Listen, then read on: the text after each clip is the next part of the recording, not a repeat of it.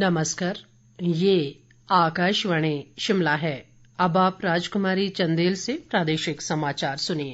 केंद्रीय रक्षा मंत्री राजनाथ सिंह ने आज नई दिल्ली से वर्चुअल माध्यम से देश के 4 राज्यों और 2 केंद्र शासित प्रदेशों में सामरिक दृष्टि से महत्वपूर्ण 27 परियोजनाएं राष्ट्र को समर्पित की। इन परियोजनाओं का निर्माण सीमा सड़क संगठन द्वारा किया गया है। मुख्यमंत्री जयराम ठाकुर ने शिमला से वर्चुअल माध्यम से इस कार्यक्रम में भाग लिया। रक्षा मंत्री द्वारा आज समर्पित की गई परियोजनाओं में 5 पुल हिमाचल प्रदेश में निर्मित किए गए हैं। इनमें मनाली सरचू सड़क मार्ग पर बने कोठी 1, कोठी 2, कमांडर पुल, पातस्यू पुल और पवारी पूह सड़क पर बना काशंग पुल शामिल है। मुख्यमंत्री ने कहा कि ये पुल देश की सुरक्षा में अहम योगदान देंगे और जम्मू कश्मीर व लेह में तैनात सैनिकों के लिए बहुत मददगार साबित होंगे। जयराम ठाकुर ने कहा कि इन पुलों का लाभ स्थानीय लोगों को भी मिलेगा और इनसे केलंग सहित लेह लद्दाख के लोगों के बीच आर्थिक व सामाजिक संबंधों को और मजबूती मिलेगी।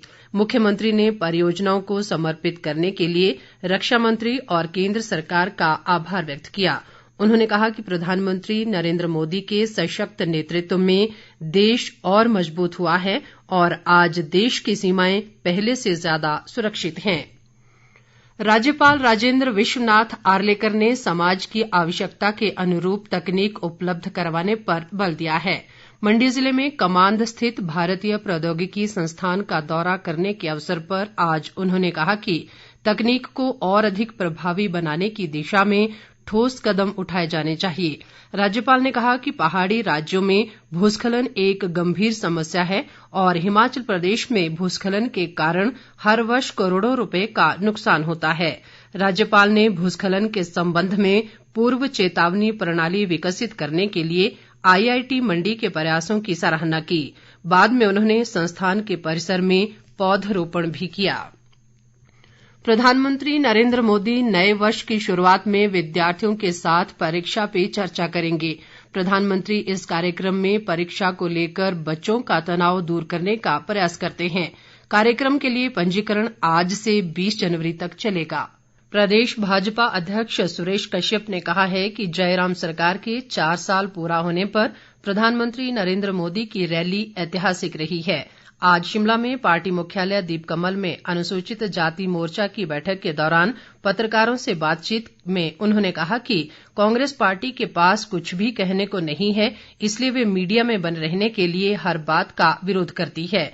सुरेश कश्यप ने कहा कि रैली में उमड़े जनसैलाब ने स्पष्ट कर दिया है कि जनता ने जयराम सरकार के 4 साल के कार्यकाल पर मुहर लगाई है।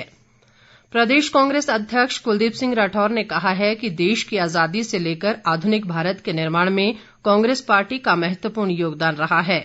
शिमला में आज कांग्रेस पार्टी के 137वें स्थापना दिवस पर आयोजित कार्यक्रम में उन्होंने कहा कि देश आज गंभीर चुनौतियों से गुजर रहा है। राठौर ने कहा कि देश की विकास दर लगातार गिरती जा रही है और बढ़ती महंगाई व बेरोजगारी से लोग परेशान हैं। उन्होंने पार्टी कार्यकर्ताओं से देश की एकता और अखंडता के लिए सांप्रदायिक ताकतों के खिलाफ एकजुट होने का आह्वान भी किया। राठौर ने कांग्रेस के स्थापना दिवस पर पार्टीजनों को शुभकामनाएं दी।